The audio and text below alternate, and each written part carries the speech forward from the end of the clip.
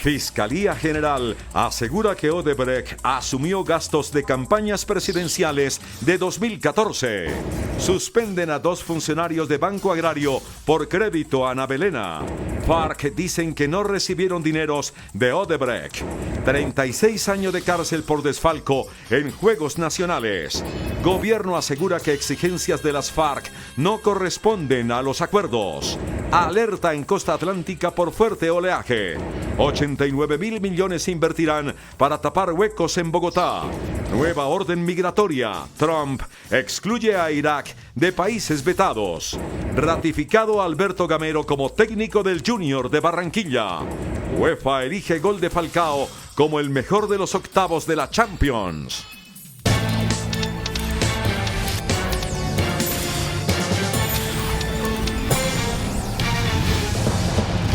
Buenas noches. Crece el escándalo de Odebrecht. El fiscal general Néstor Humberto Martínez hizo nuevas revelaciones sobre los pagos hechos en Colombia por la multinacional brasilera. Según Martínez, la constructora habría asumido gastos de campañas presidenciales en el año 2014. El jefe del ente acusador también anunció nuevos llamados a interrogatorio por el pago de sobornos para la adjudicación de la Ruta del Sol 2.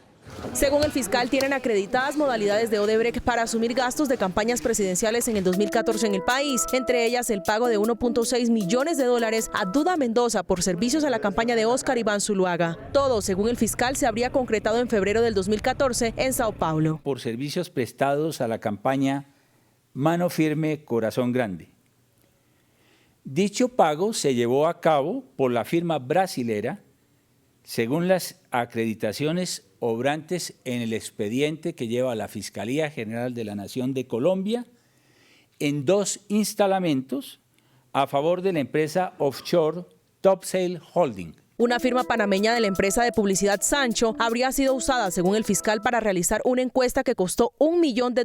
Buscaban aproximarse a la campaña de reelección del presidente Juan Manuel Santos. En orden a viabilizar el reconocimiento y pago directo de las reclamaciones que por aquella época tenía Odebrecht por el contrato Ruta del Sol 2, que ascendían a una cifra cercana a los $100 millones. El fiscal anunció imputación de cargos a los hermanos Enrique Guisáiz y Eduardo Guisáiz Mansur. Figuraban como dueños de la firma Lurión en Panamá, donde se lavó el dinero producto del soborno de $6.5 millones que recibió el ex viceministro Gabriel García Morales. Por la Ruta del Sol 2, la fiscalía compulsó copias a la corte para que investigue al ex senador Plinio Olano y llamó a interrogatorios a los ex consejeros presidenciales de la época, Miguel Peñalosa y Mateo Restrepo. También serán llamados a interrogatorio por su presunto conocimiento del soborno Daniel García Arizabal y Eduardo Zambrano. Además serán escuchados Mencel Amin Avendaño, Marco Giampoli Scatolini, Alfonso Pereira del Río, Rafael Nieto Loaiza y María Fernanda Valencia y su esposo Otto Rodríguez. La fiscalía, por su parte, también abrió indagación preliminar a las exministras Gina Parodi y Cecilia Álvarez por el otro sí número 6 de la vía Ocaña-Gamarra.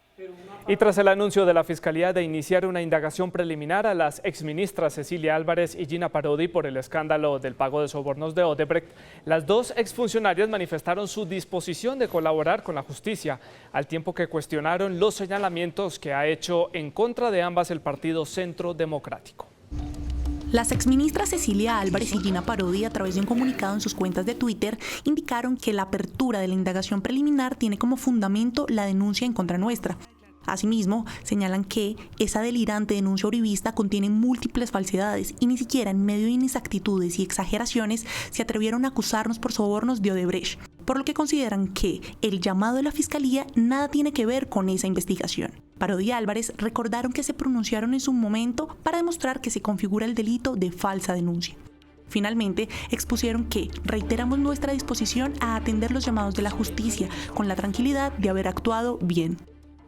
El ex senador Plinio Olano, a quien la Fiscalía le pidió a la Corte Suprema que lo investigue por el presunto conocimiento de las irregularidades detectadas en la adjudicación de la Ruta del Sol, negó cualquier acción en favor de Odebrecht y aseguró estar dispuesto a aclarar ante la justicia todo lo que sea necesario. El actual director de la Federación de Departamentos, Plinio Olano, negó cualquier actuación irregular en el caso de la multinacional Odebrecht.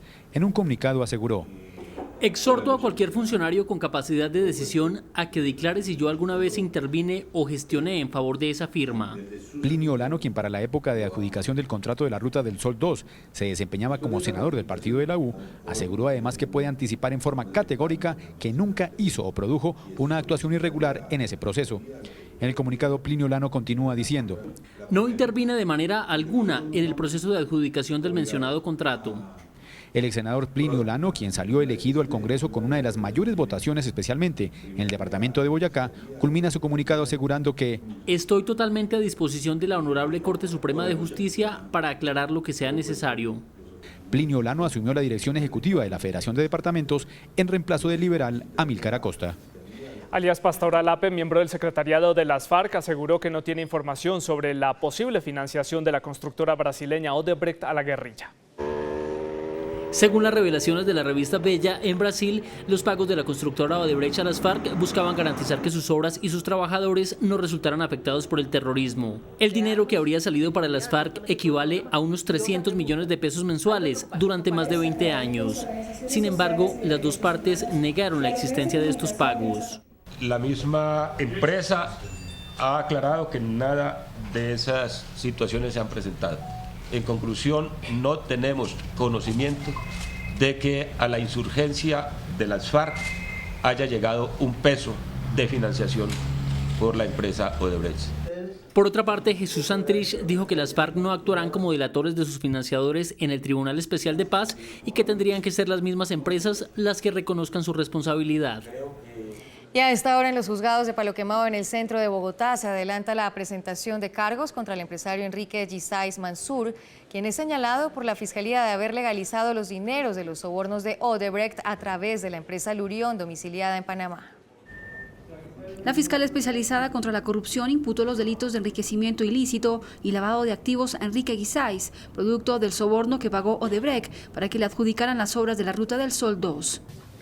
De los delitos de enriquecimiento ilícito de particulares, artículo 327 del Código Penal a título de autor, lavado de activos, artículo 323 del Código Penal a título de autor. Según el ente acusador, Enrique Guisáiz, junto con su hermano Eduardo, eran representantes de la empresa panameña Lurión, que fue la encargada de lavar los 6,5 millones de dólares que Odebrecht pagó como destinatario final al exviceministro de Transporte, Gabriel García, capturado por este escándalo.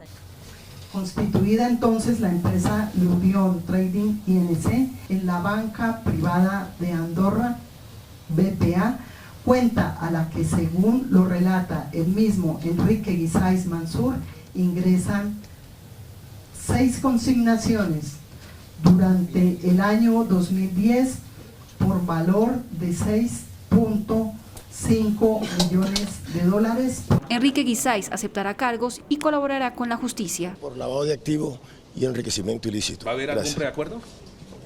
Probablemente. Bueno, y en medio de este escándalo de Odebrecht, esta noche también se conoció que la Oficina de Control Disciplinario del Banco Agrario suspendió a 2 funcionarios, esto en el marco de las investigaciones que están siendo adelantadas por el otorgamiento de un millonario crédito a Navelena, cuyo principal accionista era precisamente la multinacional brasileña Odebrecht. La Oficina de Control Disciplinario Interno del Banco Agrario decidió suspender a 2 funcionarios como resultado del informe y las investigaciones que esa misma oficina ha venido realizando tras el crédito por 120.000 millones de pesos otorgado a Navelena. Se trata de Alejandro Jiménez, quien para la época del préstamo a la empresa que se encargaría del proyecto de navegabilidad del río Magdalena se desempeñaba como vicepresidente de banca comercial encargado. Hoy venía ocupando el cargo de gerente de banca empresarial. Además, Juan Carlos Orjuela, que tenía el cargo de gerente de asesoría jurídica del negocio de la vicepresidenta jurídica de la entidad, es el otro funcionario sancionado. Cabe notar que además del control interno del Banco Agrario, se compulsó copias de la auditoría a los entes de control ante las denuncias de las posibles irregularidades en el otorgamiento del crédito. Un juez de Ibagué condenó a 36 años de cárcel al abogado Orlando Arciniega, señalado por la Fiscalía de ser el cerebro del desfalco de los dineros destinados a los Juegos Nacionales realizados en el año 2015 en la capital del Tolima. El juez primero penal del circuito especializado de Ibagué condenó a 36 años y 4 meses de prisión al abogado y ex asesor de la alcaldía Orlando Arciniegas Lagos, quien según la fiscalía se apropió de recursos a través de coimas recibidas por la empresa española Tipsa, a la que Arciniegas Lagos le ajustó los pliegos de condiciones para que asegurara el contrato por 11.500 millones de pesos para los estudios y diseños de los escenarios de los Juegos Deportivos Nacionales en Ibagué 2015.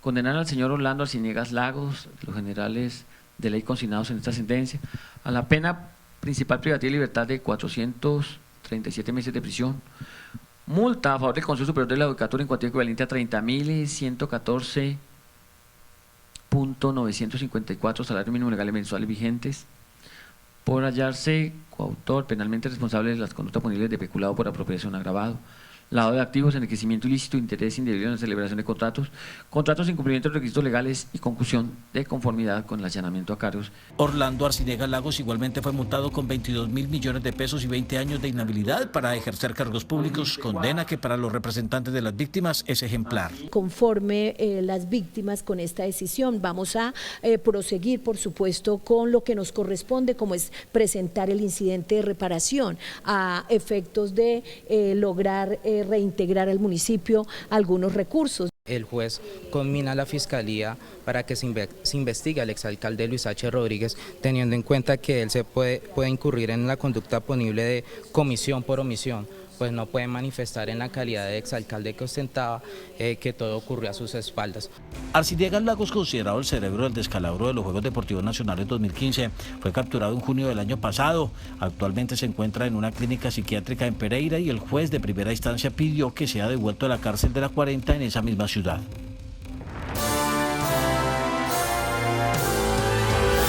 El alto comisionado para la paz, Sergio Jaramillo, asegura que las FARC están realizando exigencias desbordadas que no fueron acordadas en La Habana y advirtió que esta situación está retrasando la adecuación de las zonas veredales de ubicación donde están concentrados los integrantes de las FARC.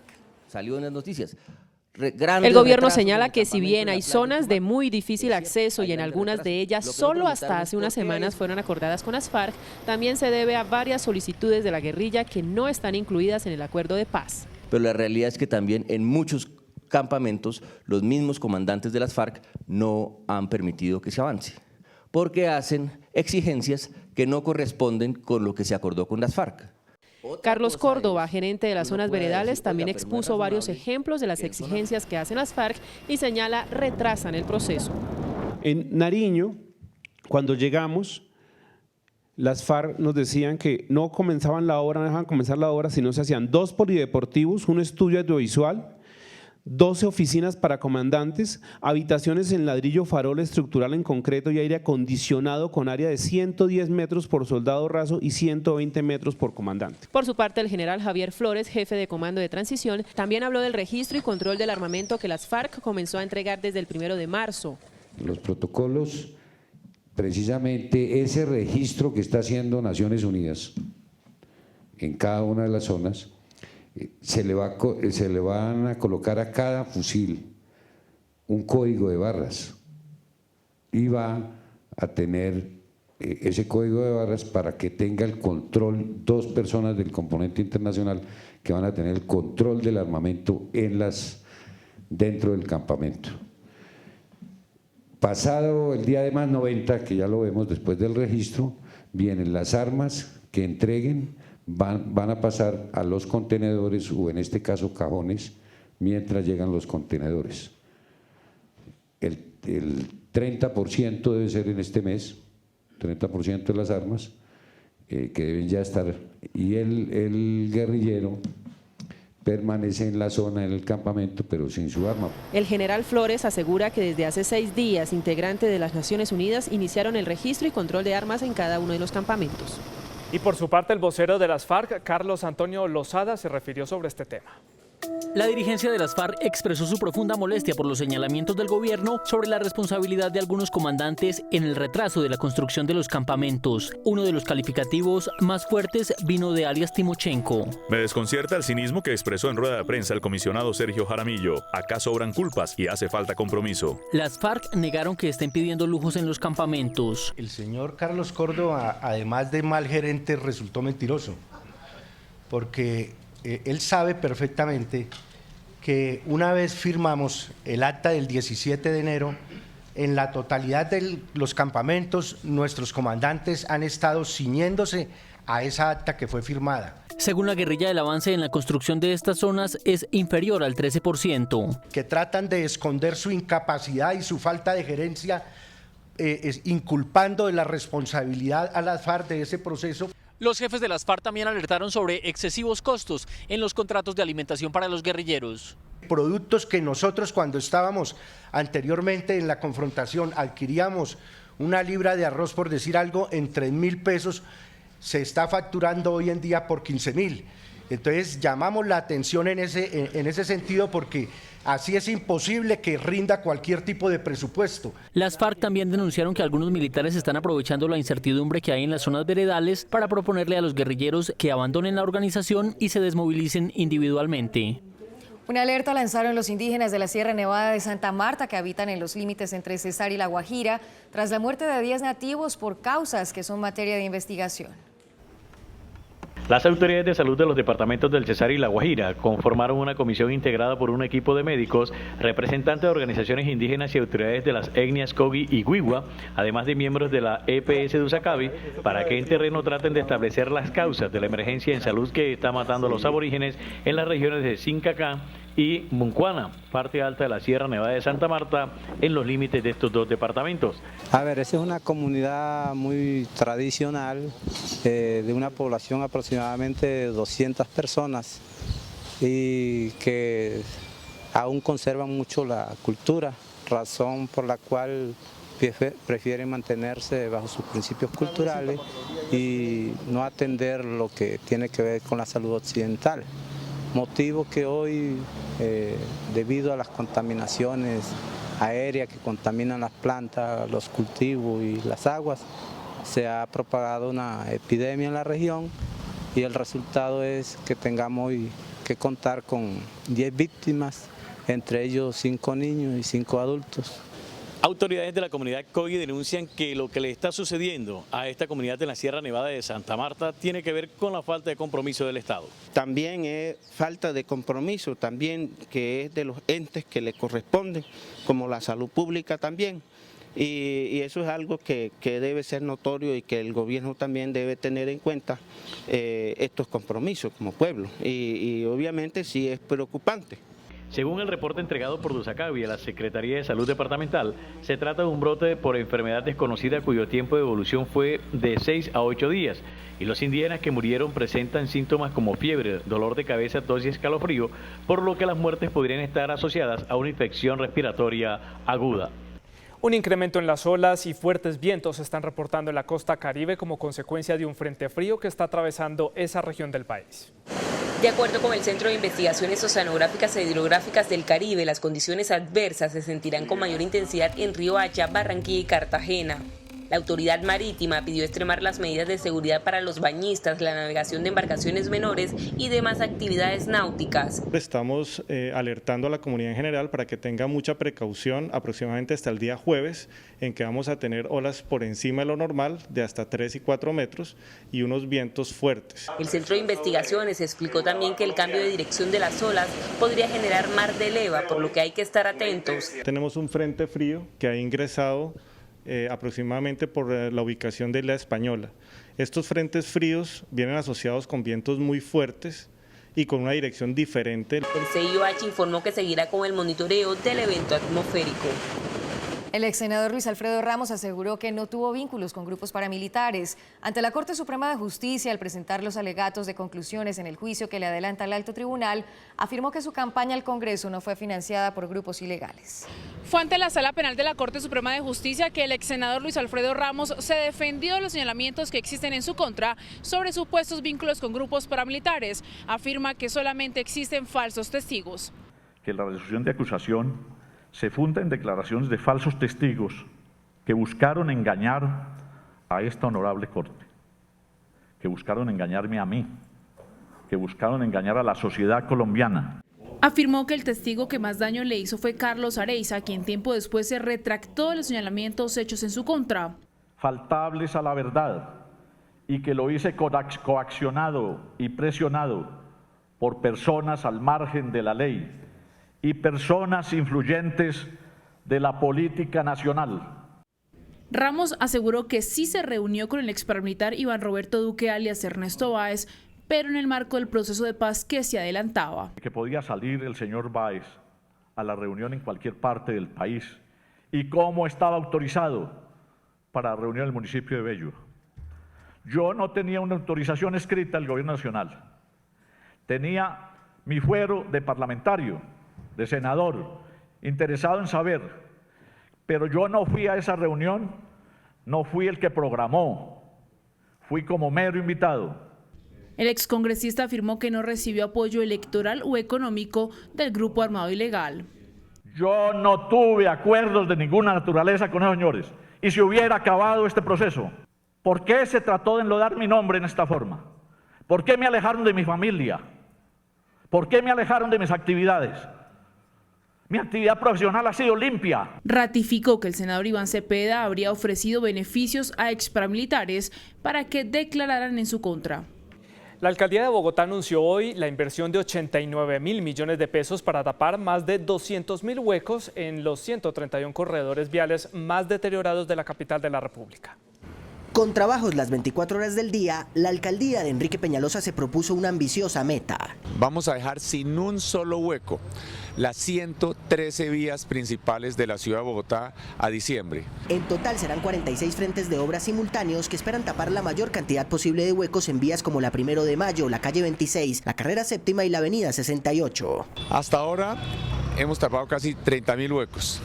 Con este esfuerzo vamos a tapar 90.000 huecos. La intervención nocturna será principalmente en la autopista norte, donde ya se han tapado 100 huecos entre las calles 170 y 235. La suma o la inversión de esta importante intervención es aproximadamente 89.000 millones de pesos. La autopista norte fue evaluada desde las 183 hasta el límite, detectamos 198 huecos, ya atendimos la mitad sentido norte-sur. Cada hueco tapado quedará en registro fotográfico en la página web del IDU con el fin de que los ciudadanos verifiquen la cantidad de huecos tapados y los que faltan por intervenir.